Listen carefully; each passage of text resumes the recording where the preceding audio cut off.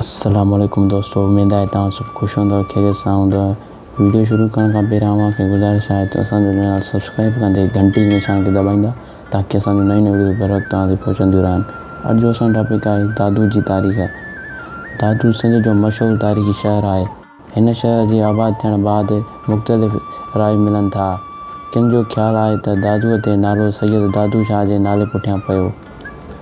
दादू शाह जो ॻोठु दादू मोरे रोड जे ॾखण में ॻोठु ॿुधीलांड जे उभिरंदे तरफ़ कचे जे देह चोईअ में मौजूदु शहर खे 5 किलोमीटर उभिरंदे पासे हो, जंहिं खे दरिया पाए वञण बैदि दादू शाह कोरियन ऐं मस्तूअनि जे भर में ॻोठु ॿुधायो, जेको थोरे अरसे में शहर जी सूरत इख़्तियार करे वियो ऐं दादू शाह जी वफ़ात बैदि दरिया हेठि अची वियो। उन बैदि दादू शाह जी पीढ़ीअ मां सैयद जीदल शाह मीरनि जे आख़िर दौर में मौजूदु दादू शहर वारे जाइ ते पंहिंजे 50 एकड़ ॿनी शहर लाइ वाक़ुफ़ करे ॻोठ जे माण्हुनि खे आबाद कयो। दादू ज़िलो 1931 ईस्वीअ में कराचीअ ज़िले खां धार थी जुदा ज़िलो बणियो। 1933 ईस्वीअ में ज़िलो लाकबोर्ड क़ाइमु थियो, जंहिं जो पहिरियों प्रेसिडेंट सरदार मोहम्मद बहादुर कलोड़ो 18 अप्रैल 1933 ईस्वीअ खां 9 मार्च 1935 ताईं थियो।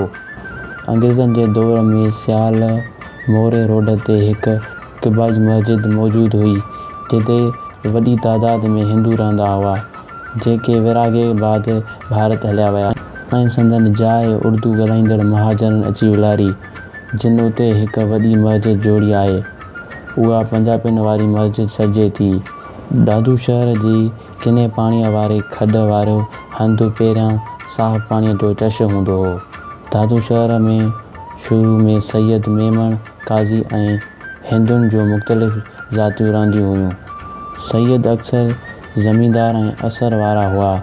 दादूअ में हिकु वेटनरी अस्पताल बि आहे, जॾहिं त केतिरा ई प्राइमरी स्कूल, तलब अलमोली हाई स्कूल ऐं परमेंड हायर सेकेंडरी स्कूल, उस्ताद बुखारी गवर्नमेंट डिग्री कॉलेज ऐं केतिरा ई निजी तालीमी इदारा मौजूदु आहिनि। नामवार रागी मंज़ूर ज़कीरानी, अकबर बिरोही, बालक सिंधी, सरवर ज़कीरानी, बख्शल शाहानी, ख़ादिम ज़कीरानी, अहमद मेमण, मज़ाहिया फ़नकार मनान अब्बासी, रशीद चारण समेत केतिरा ई फ़नकार ऐं आर्टिस्ट हितां जा रहवासी आहिनि।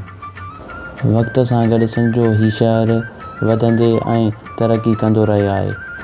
दादू शहर जी बाज़ार, जंहिं ते पकियुनि सिरनि सां पुल ॿधल हूंदी हुई ऐं उन तां गुज़री बाज़ार वञिबो हो, उन पुल जे उतरे पासे जिते हिन वक़्तु जुड़ियल शाह मार्केट आहे।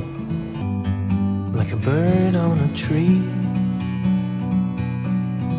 I'm just sitting here. I got time, it's clear to see.